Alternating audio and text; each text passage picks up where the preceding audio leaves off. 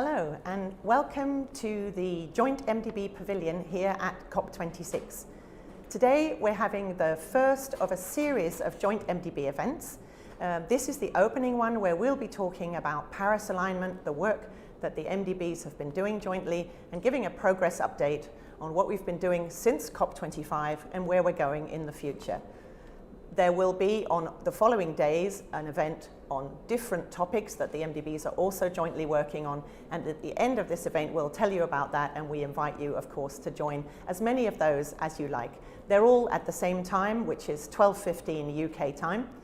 But now today we're kicking off the series here in the MDB pavilion with a conversation with two of the MDBs that work together on climate, and I'm delighted that I'm joined by VP Danny Alexander from EIB and Acting Director Alhamdou Dosama from African Development Bank. Welcome, gentlemen, to the joint MDB pavilion. Wonderful to be here. So we're going to be presenting quite a lot of technical stuff later on, but I thought I'd start with just a general discussion about the importance of this work to the MDB group. So Danny, when we think about the work that we've done together, Article 21C is really what underpins this. Why do you think that that is so important for our joint work as MDBs? Well, I think that the multilateral development banks as a community play a very important role in ensuring that finance is flowing both for climate finance specifically, which many of us have made very strong commitments about. In AIB's case, we're aiming for 50% climate finance by 2025. But more broadly, in line with the Paris Agreement, the commitment to align all financial flows is a very important one. And the joint working in the MDB group to develop the Paris alignment overall guidance has been exemplary. It's been very thorough, getting into the detail, understanding both the different circumstances of different MDBs, but also what we have in common and what we need to, most importantly, provide to our clients. And I think that it's really important that that cooperation continues, because as we implement Paris alignment, it's going to be something that we're going to be constantly learning from. Each of us, of course, has to develop our own guidance to put it into practice. But as we do that, then we need to constantly refine and improve to make sure that we really are delivering what we've committed to, which is that all of the finance we provide is aligned with the goals of the Paris Agreement. And how do you think this fits with the other parts of the Paris Agreement, this joint MDB work? And the Asian Infrastructure Investment Bank, is there some particular aspect of that you think is important? So for AIB, we're obviously focused on Asia.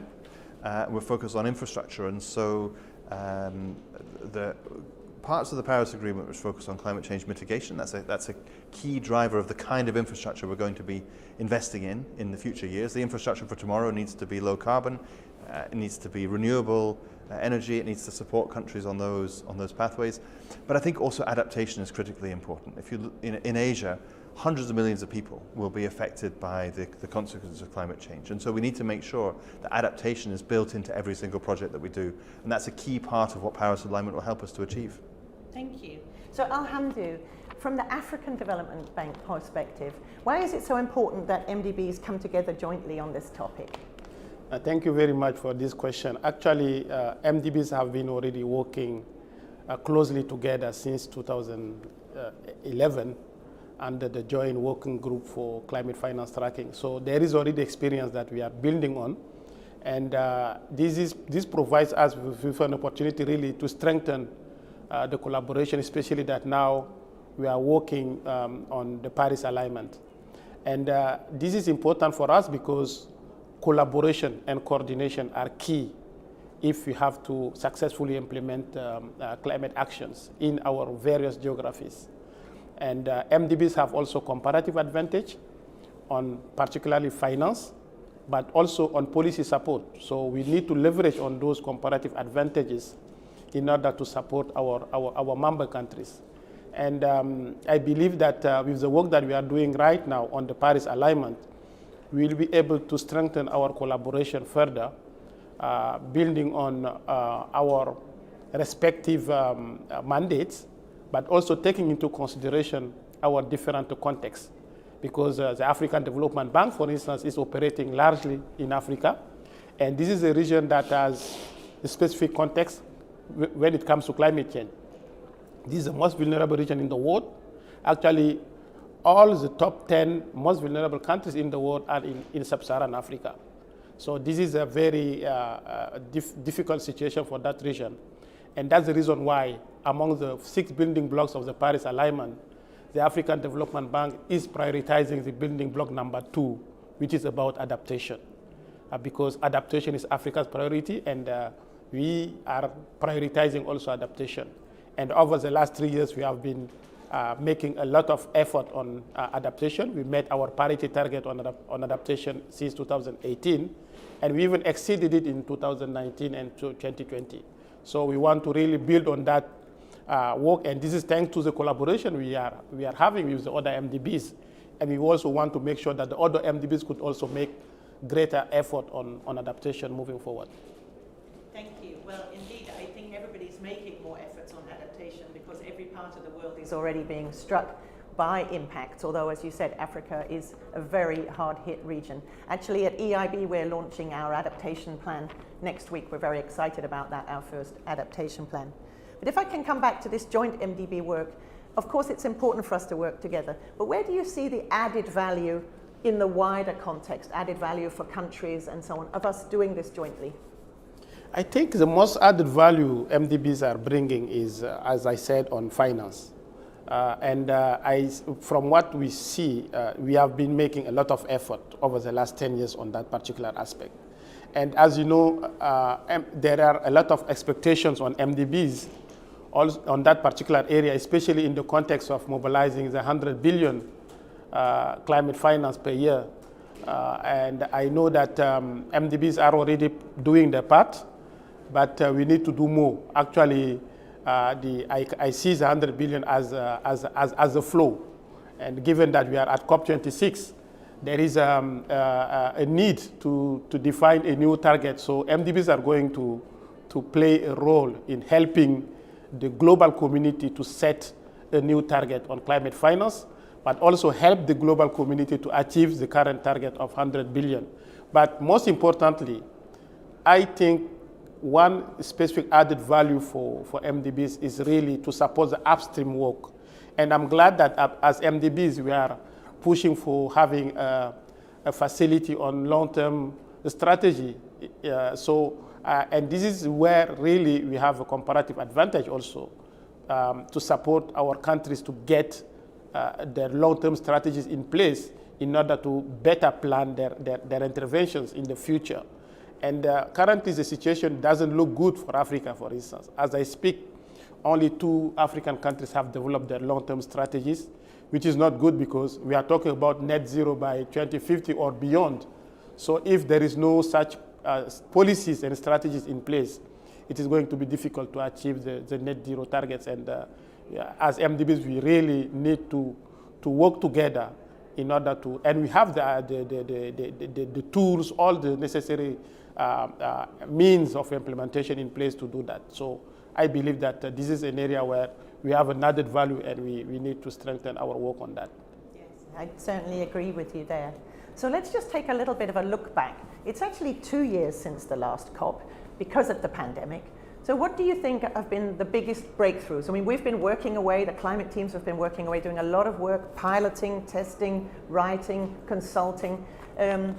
And now, of course, we're sharing at this event some of the work we've been doing in some technical notes. But what do you think, from your side, Danny, has been the biggest breakthrough in that 2 years since the MDBs last shared their Paris alignment update at the COP25?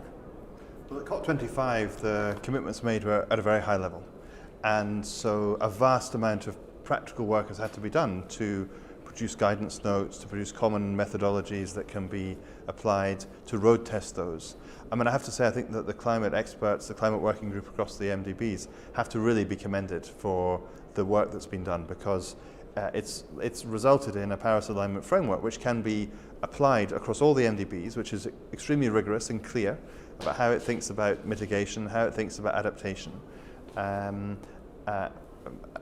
it's going to apply in other kinds of operations, indirect financing through financial intermediaries and so forth. And that puts us in a very strong position now to move to implementation. In EIB's case, we've road tested it in several projects, and we will of course do more of that as we strive towards the target that we've set, that we will fully implement Paris alignment in all of our new projects by mid-2023. And I think that it's maybe too easy to get stuck in the guidance and the methodologies that have been prepared. Actually, this is also a business development opportunity. It's an opportunity for clients. It's an opportunity for us to have a system which enables us to develop our business in new areas, new types of projects that can support climate change mitigation and adaptation in our members. It sends a very strong signal that we're here in Glasgow at COP26. Countries from all over the world have been making enhanced commitments to their NDCs. With Paris alignment in place, I think that we are in a stronger position to help support those countries to meet their objectives, and that's what we're there for. And so this is really a big contribution to how we can support sustainable development across the world. That's great. It's very nice to hear you mention the work of the technical experts. I think it's true to say as you said, we've been working together since 2010, 2011 on a number of working groups on climate finance tracking and on the wider Paris alignment more recently. And indeed, it really is a group of international climate experts. When you look at all the different MDBs, and they all contribute with their different strengths and experiences, it's a fantastic group, and they are really pushing this agenda jointly, and I'm myself very glad to be part of that. It's nice to hear you commend them as well. Well, we often talk about the importance of MDBs working as a system, and that's really what's happening in this case, and I think it's a great example for other areas of our collaboration. Yeah. So Alhamdou, from your point of view, looking back over the last 2 years, what do you think has been the biggest breakthroughs, the most important things we've done jointly? Thank you. I think a lot of things have happened over the last 2 years. First is the urgency of the climate action. As you know, the recent IPCC report provides us with some indication on the nature of the action, the urgent actions we need to take in order to support countries, meet their commitments under the NDCs and also the long-term strategies. So there is that urgency of the matter. And also the pressure on us as MDBs. As you know, last time we committed through our joint statement that we are going to have a framework for Paris alignment. We have it. But now the good thing is that most of us are translating those commitments into policies and strategies in our respective MDBs. So for me, this is already a lot of achievement from the last COP when we issued this joint statement. Translating already these statements as policy commitments is something very important. And secondly, I think that the issue of fossil fuels, I see that a lot of progress, most MDBs are making progress in shifting away from investing on those technologies.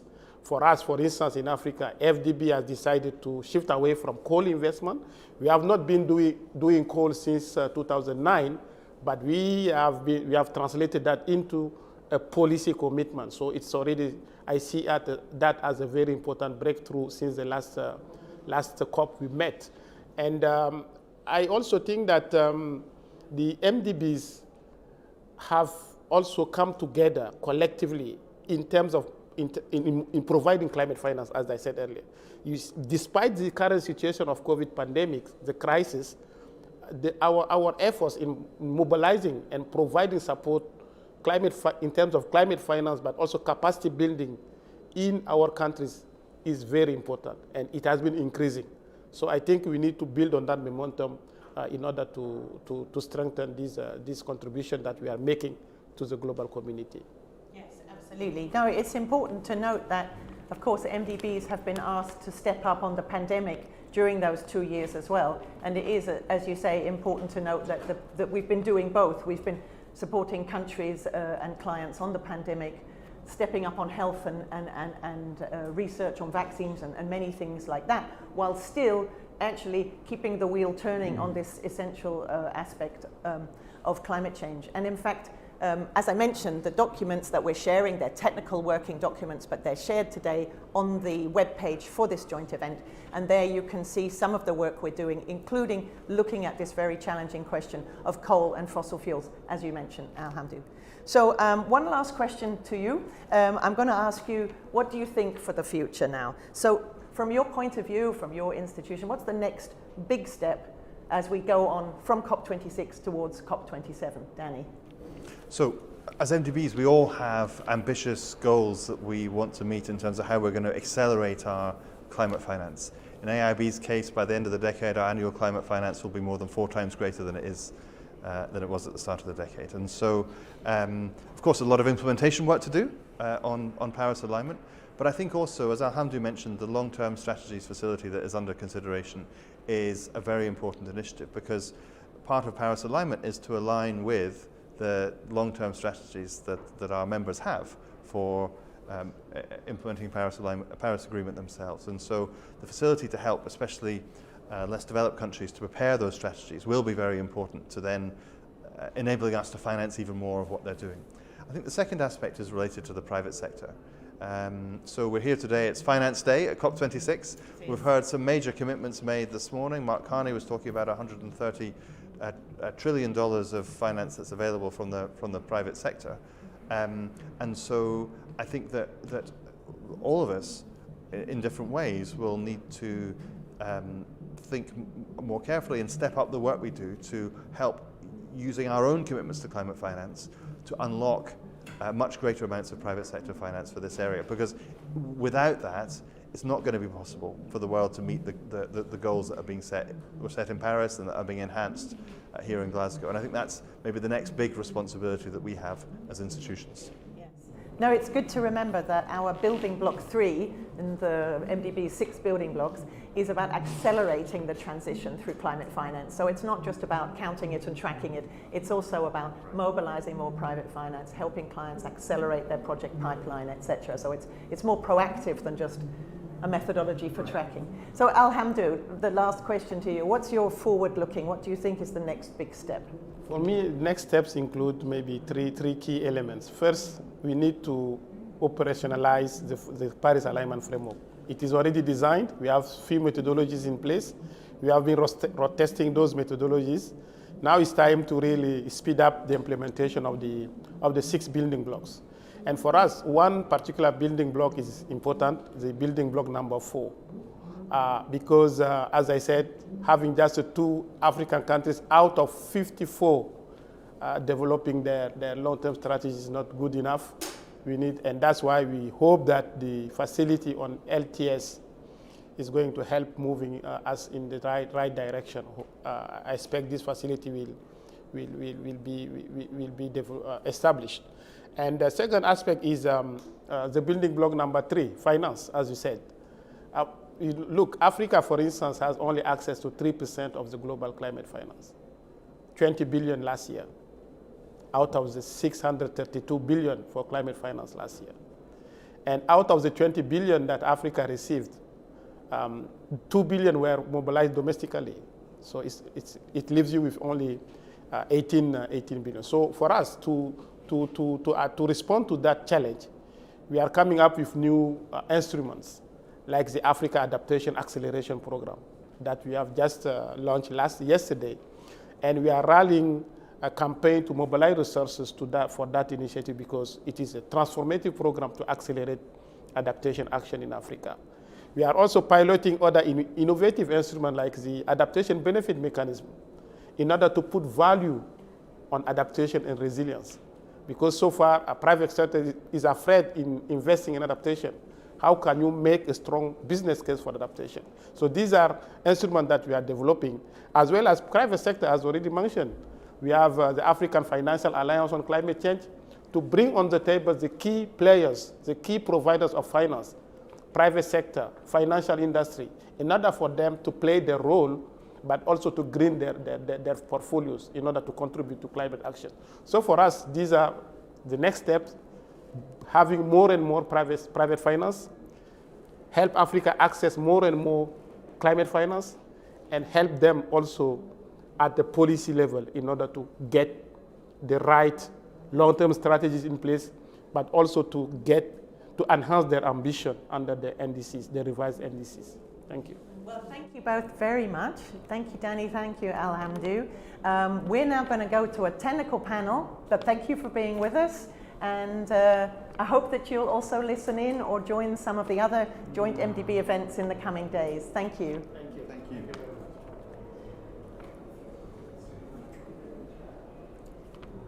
So if we can start now the technical presentation.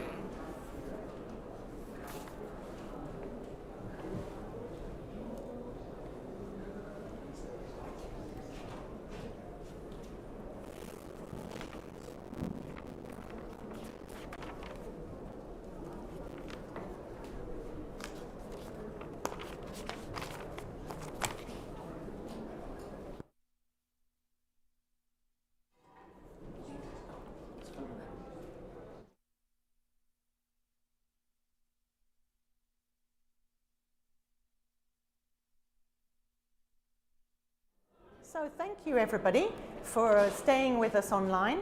We're now going to move to a technical part of the presentation where we're going to give you a progress report on what the MDBs have been doing since the last COP, and I'm very delighted that we will be joined by a number of the technical experts from different MDBs to present a deep dive into some of the topics.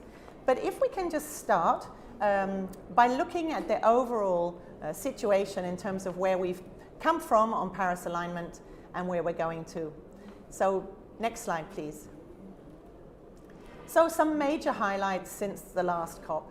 We've been working on our methodologies. We've been delivering on climate finance. Of course, there's always more we can do there.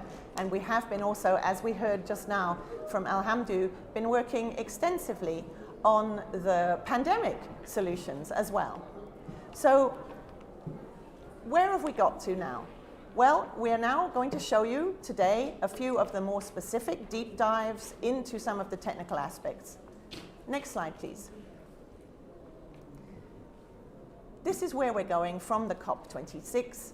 We think it's important to show that we are working very, very clearly towards country-owned, ambitious climate action on ratcheting up of NDCs. We're supporting SDGs, long-term strategies, national adaptation plans. We're moving from the concept of Paris alignment into practice, with actually now showcasing and publishing on this webpage today for the event some of our methodologies. They're still working documents, but we're very happy if you want to have a look at them. And as we go forward into the next year, we will be continuing with our work and obviously improving them over time.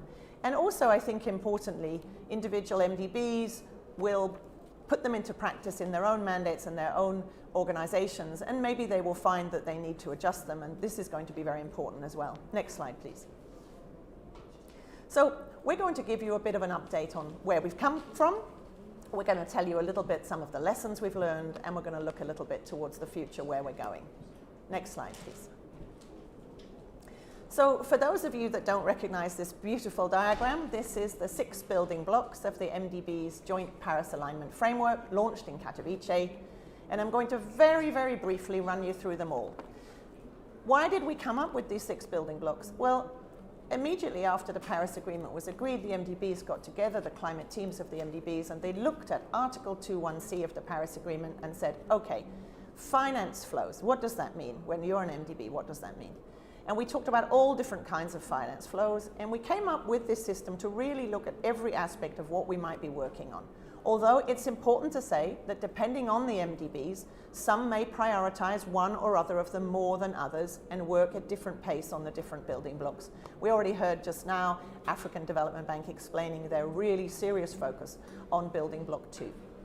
So building block 1 is about aligning with the temperature goals and the mitigation goals.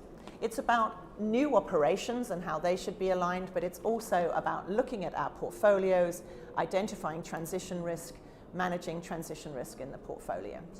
Building block 2 is the same, but from the adaptation and resilience goals. So it's really about making sure that all of our new operations do build climate resilience, whether they're public or private operations, and also looking at the physical climate change risks in our portfolios.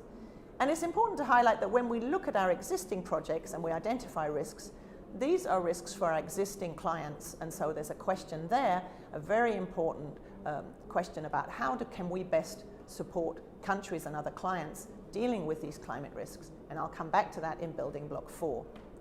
Now, the MDBs for a long time wondered whether they should make building block 1 and building block 2 combined, because clearly every operation has to make sure that it's resilient, but also not be incompatible with the temperature goals. We did think about combining them into one giant building block. It was felt that it was better to keep them separate because they are quite different, and because we wanted to make sure that there was this very clear focus on climate resilient operations. Now, building block 3 is an area the MDBs have worked on for many years. It is about accelerating the transition through climate finance. So it's about really focusing on the part of the finance that we deliver that is making a substantial contribution to the mitigation or adaptation goals. So it's really about having robust definitions for climate finance, helping our clients implement climate projects so that we can finance more of them, mobilizing private finance for those climate projects, and just generally providing all the support we can to make sure that more climate finance is flowing. Building block 4, very important, and of course that was mentioned by both Danny and Alhamdu earlier.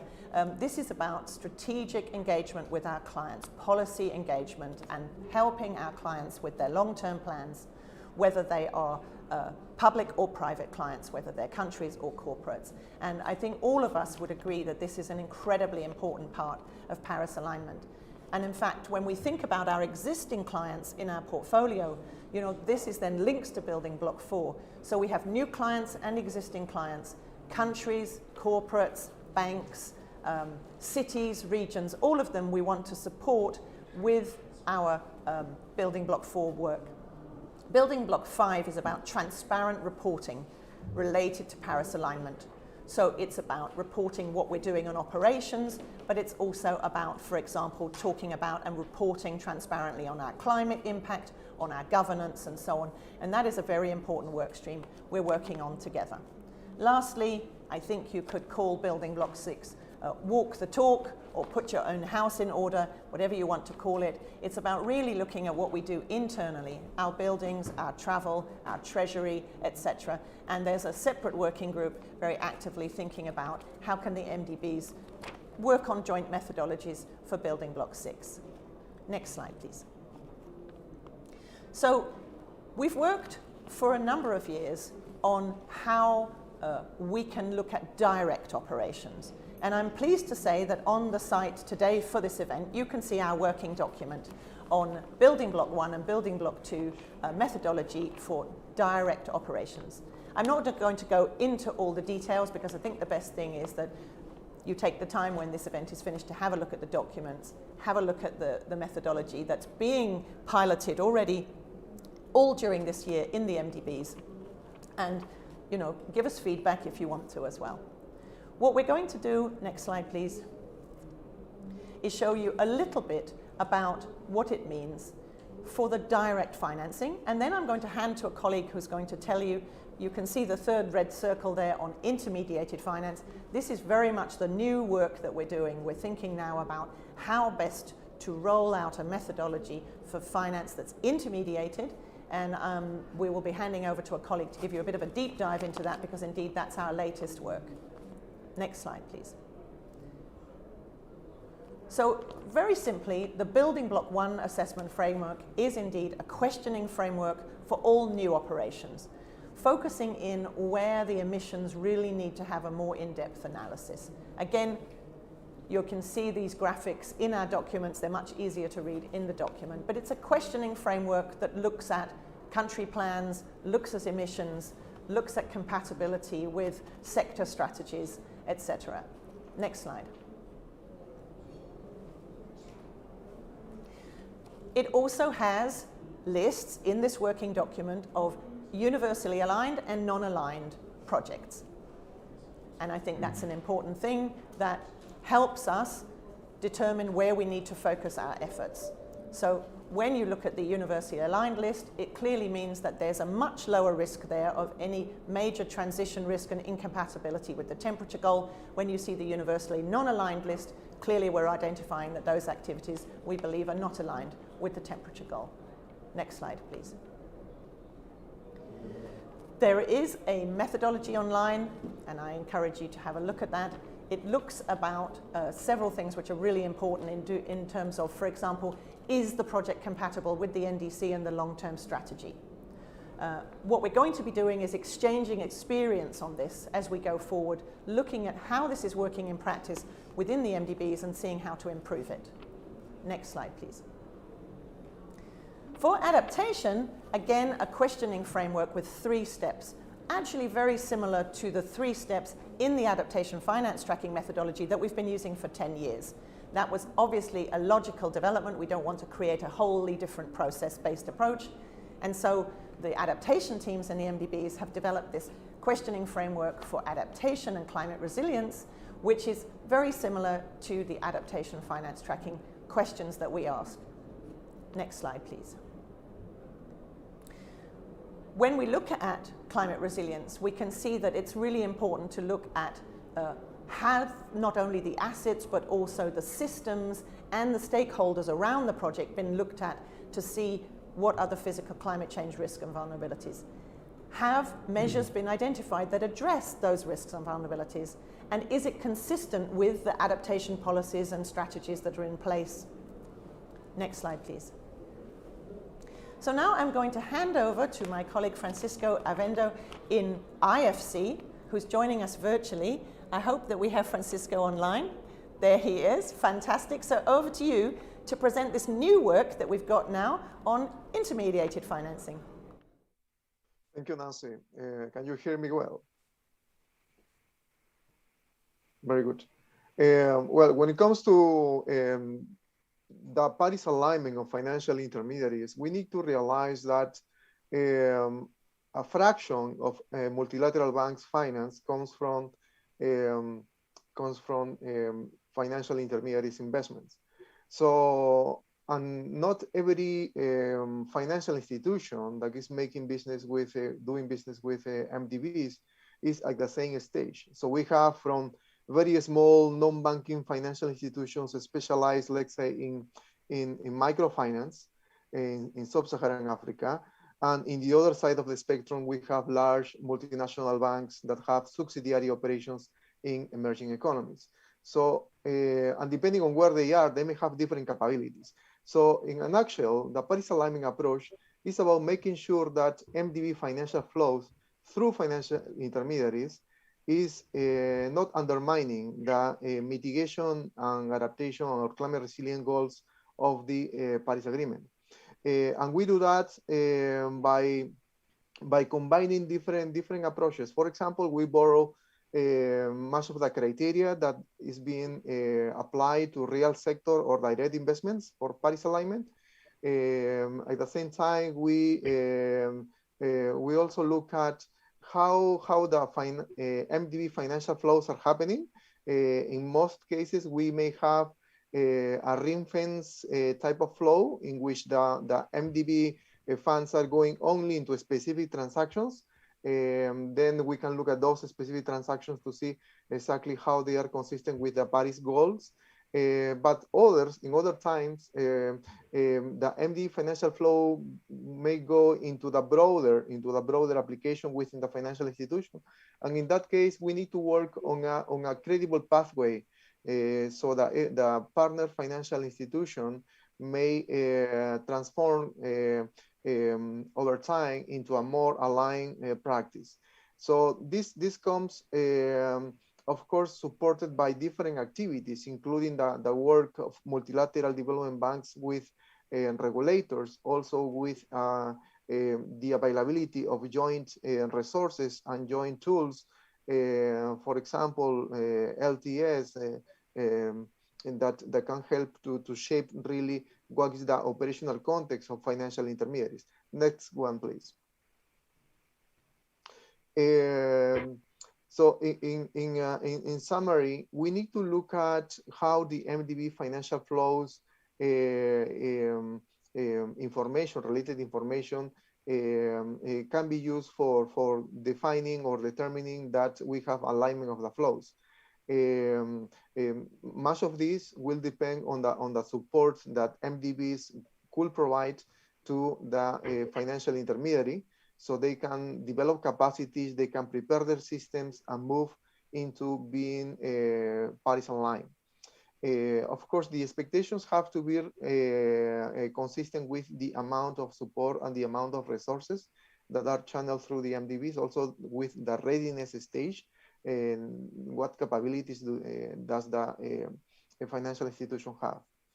And at the same time, as I said before, it is very important for MDBs to engage with financial regulators. So there is a level playground for all the financial institutions in a country.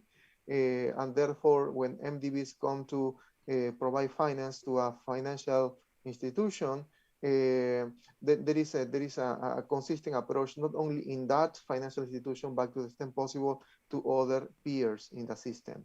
Next one, please. So we have two basic options or two basic approaches for what we call Paris alignment of intermediate finance. One is to focus on the financial institution, to look at where they are, what is their strategy, what's the level of readiness, what capabilities do they have, what's the market context, and what is their exposure as well. We may have financial institutions that are highly specialized, let's say, on financing agribusiness. Typically, agribusiness may have more exposure to climate risk.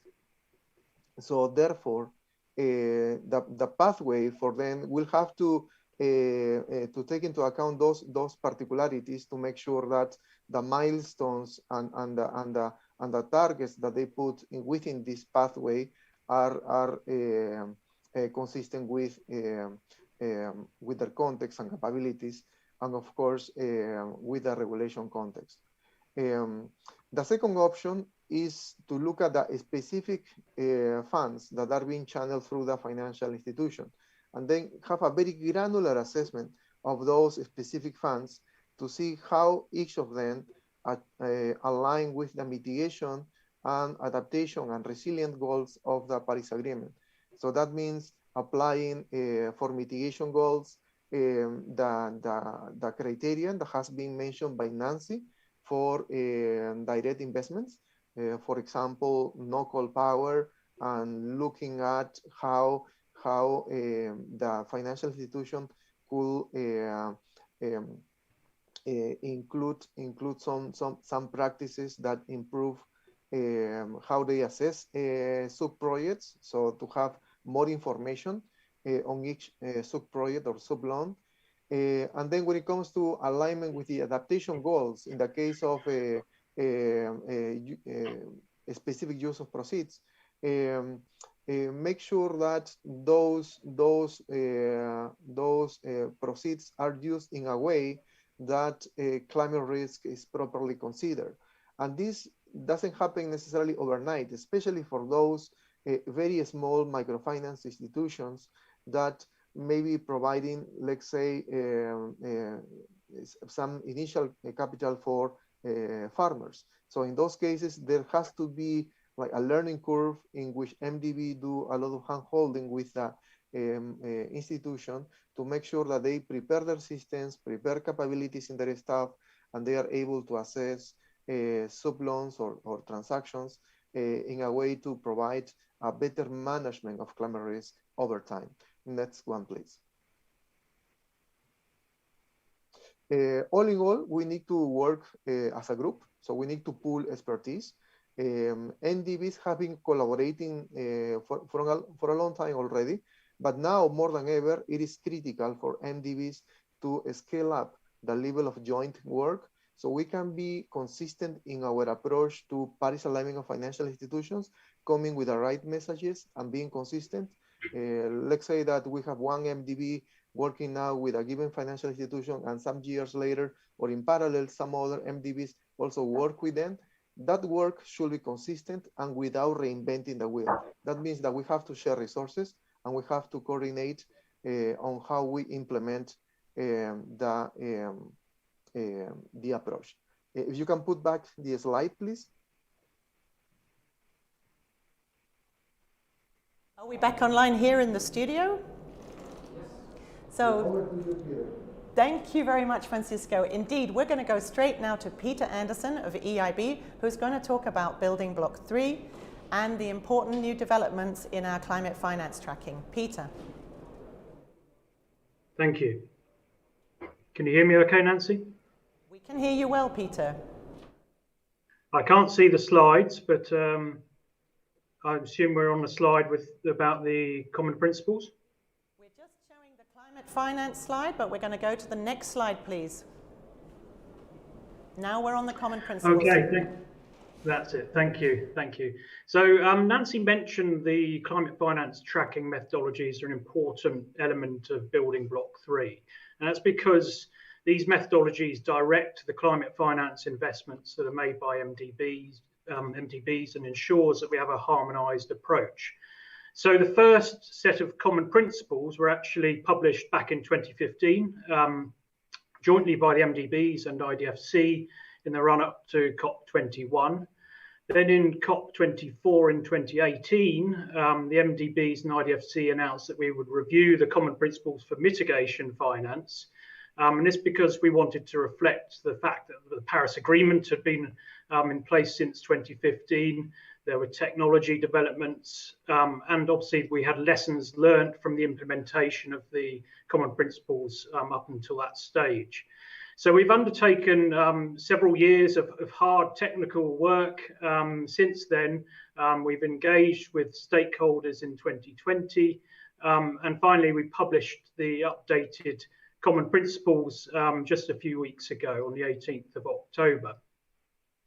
So, what's in the updated principles? It's essentially split into two. We have an upfront text which sets out the overarching principles. It provides a definition of mitigation and the different types of climate mitigation. It also explains the link between Paris alignment and climate finance, which is an important aspect now, and also provides general guidance that applies to all sectors. Then the second part of the document is what we call the list of eligible activities. So this is 12 different tables set out by sector, each containing different criteria or a list of different activities, but also criteria and guidance. So the new principles, or the updated principles rather, should do include some new activities that we considered were really important for the delivery of the Paris Agreement. For example, we've introduced very low carbon greenfield manufacturing as a category. This wasn't in the old principles.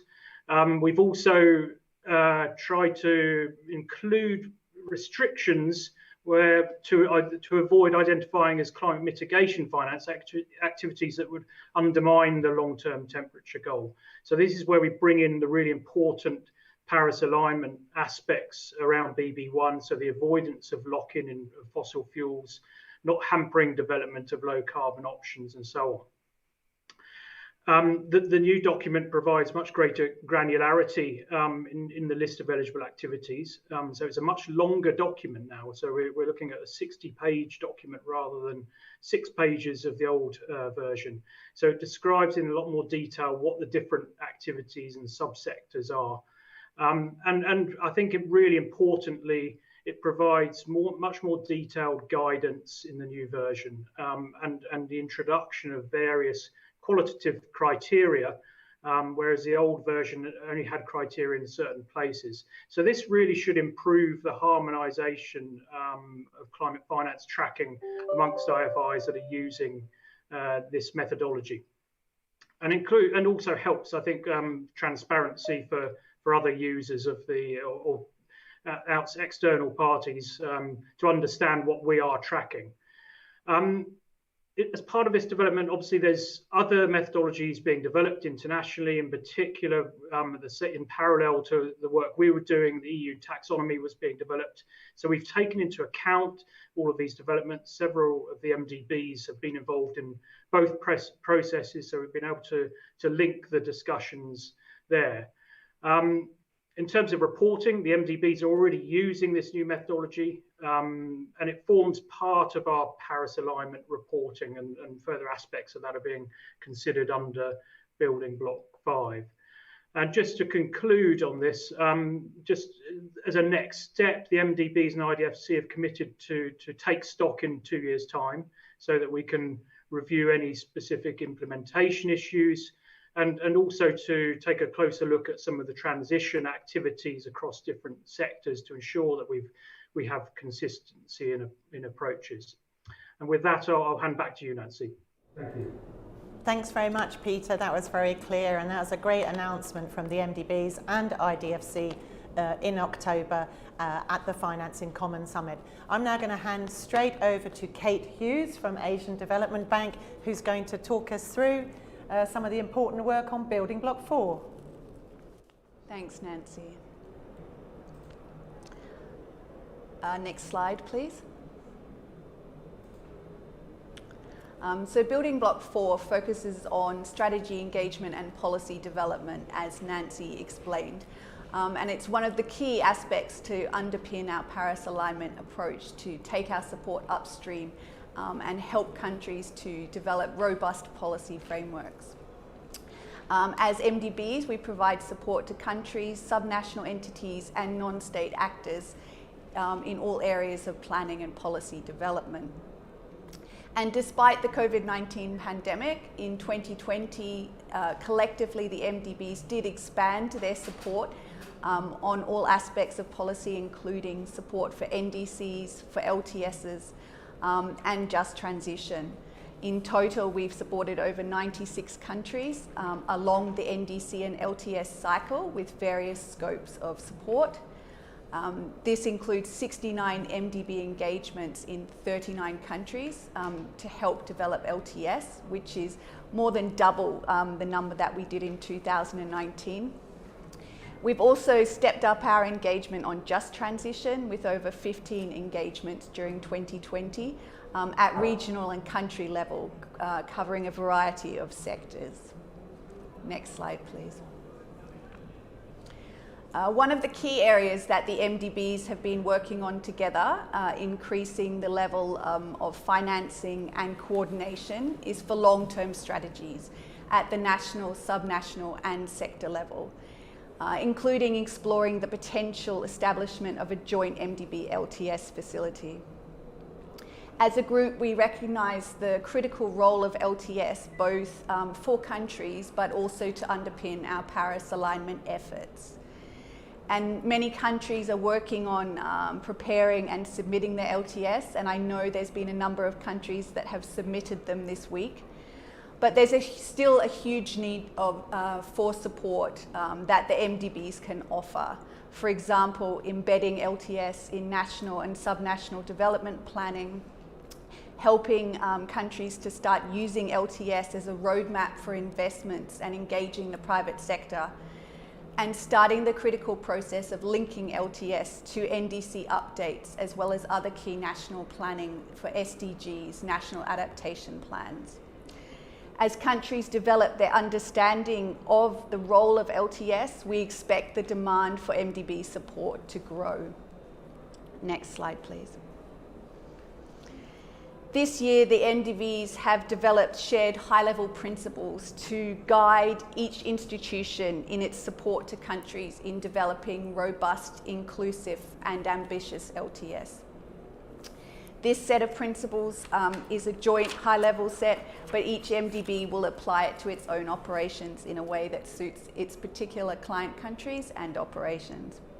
It's a set of 8 principles that cover various aspects of LTS, including visioning, socio-economic impacts and links to SDGs and just transition, the importance of including resilience and long-term resilience in LTS, the importance of country ownership, stakeholder engagement in the process of developing LTS, and support for developing institutional capacity for monitoring and implementation.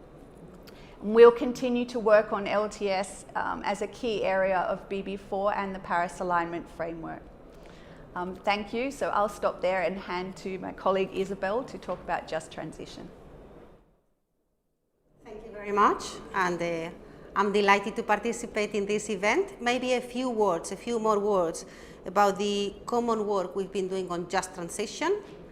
And I think the starting point probably dates back to the climate conference in New York in 2019, where MDBs issued a statement saying that we were going to help countries move away from fossil fuels, and by COP26 come with ambitious financing strategies that would include people at the center of this move away from fossil fuels.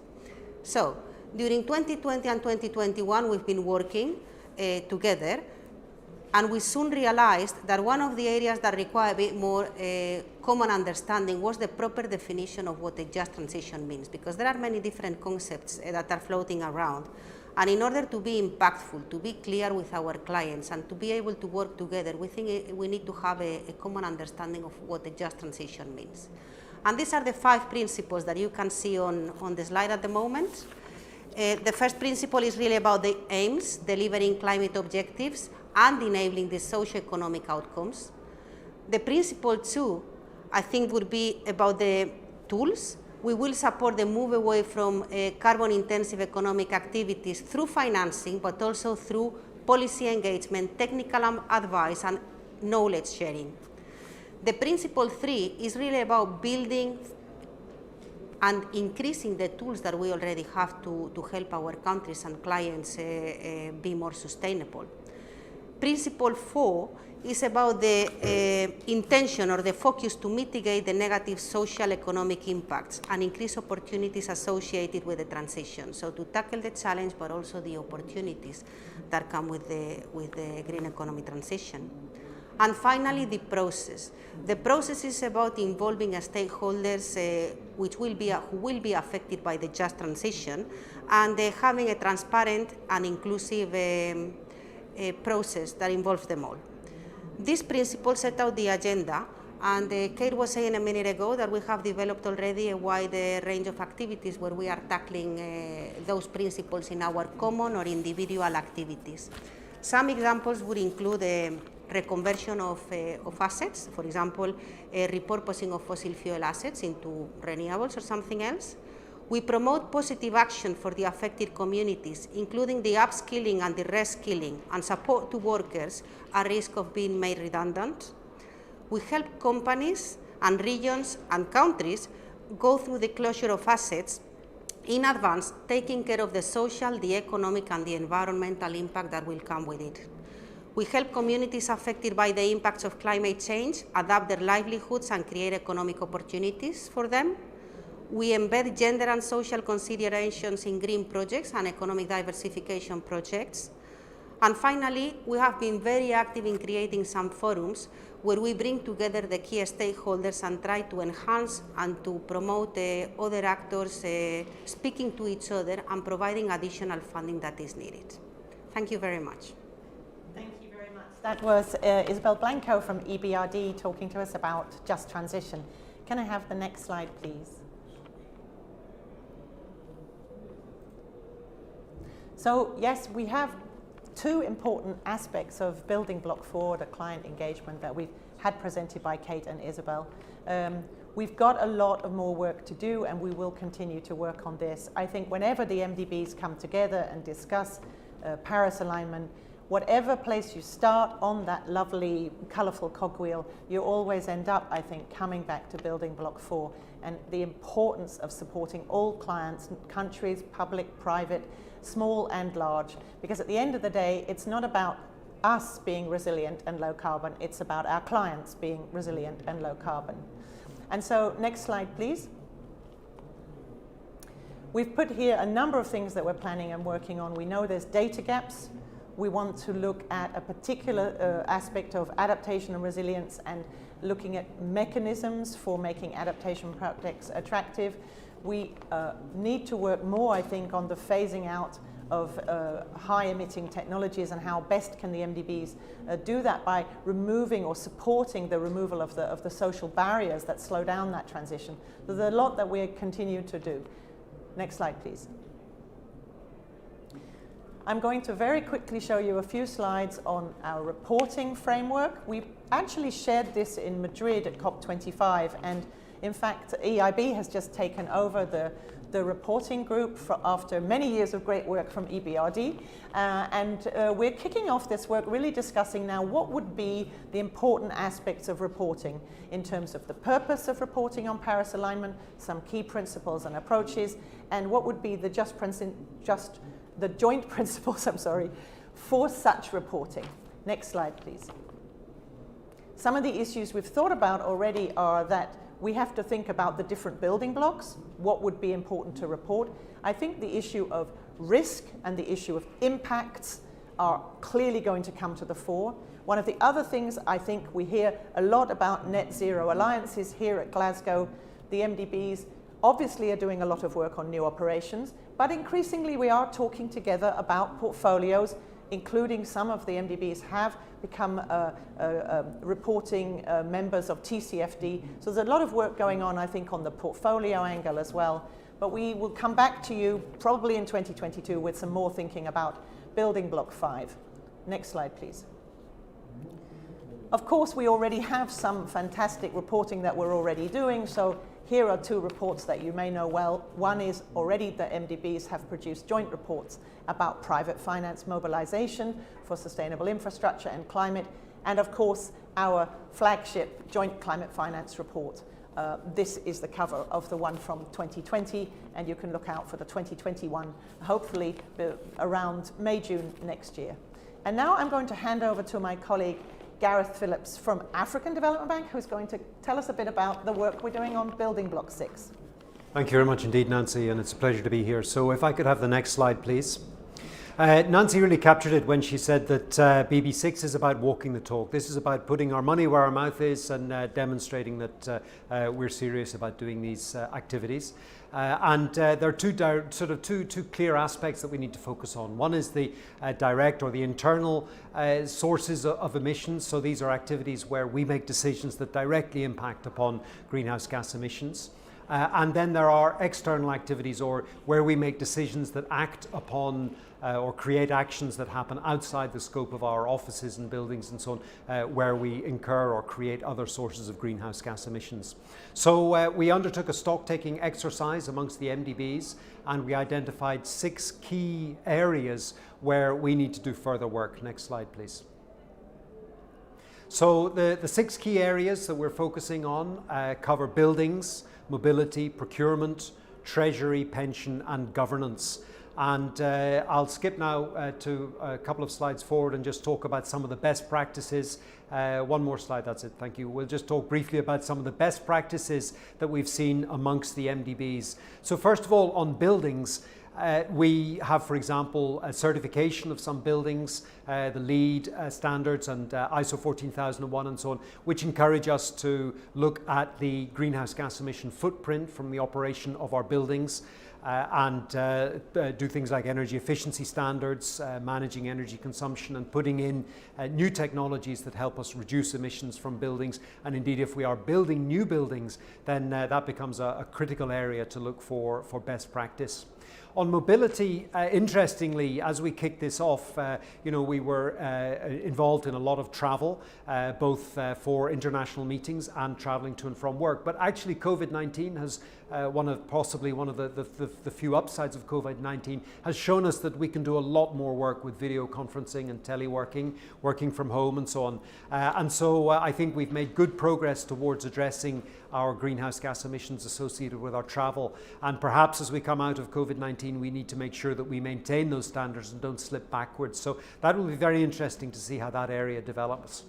On procurement, of course, we procure a lot of goods and services, not only for the construction of our projects, but also for the operations of our buildings and activities and meetings and so on, catering, things like that. And here we need to look at sourcing suppliers who have Paris-aligned policies and strategies and goals to reduce their greenhouse gas emissions. And I think this will be very interesting. We may see the development of certification standards for service providers that give us comfort and confidence that they are acting in ways that are reducing greenhouse gas emissions. Pensions and treasury are also very interesting, not things that we're particularly aware of necessarily, but on our pensions, definitely amongst the MDBs, we have quite substantial pension funds, and it's very important that we walk the talk by demonstrating and ensuring that these funds are not invested in assets that are creating greenhouse gas emissions. So there's I think work to be done there in coming up with pensions and encouraging pension funds to offer resources and funds that are Paris aligned and going in that direction. And our treasury funds, these are funds that we hold in trust. When donors give us funds to then invest on projects, we hold on to those until they're spent, and we need to make sure that they are invested in the right place. And finally, on governance, we're all working on coming up with policies and strategies, and at the African Development Bank just last week we approved our own greenhouse gas policy and strategy, which is committing us to Paris alignment by 2025. I'll hand back to Nancy. Thank you very much. Thank you very much, Gareth. Next slide, please.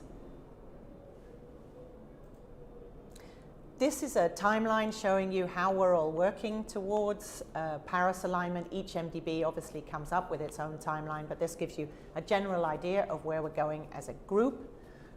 EIB, of course, actually already committed for 2021 to have its, all its financing activities Paris aligned.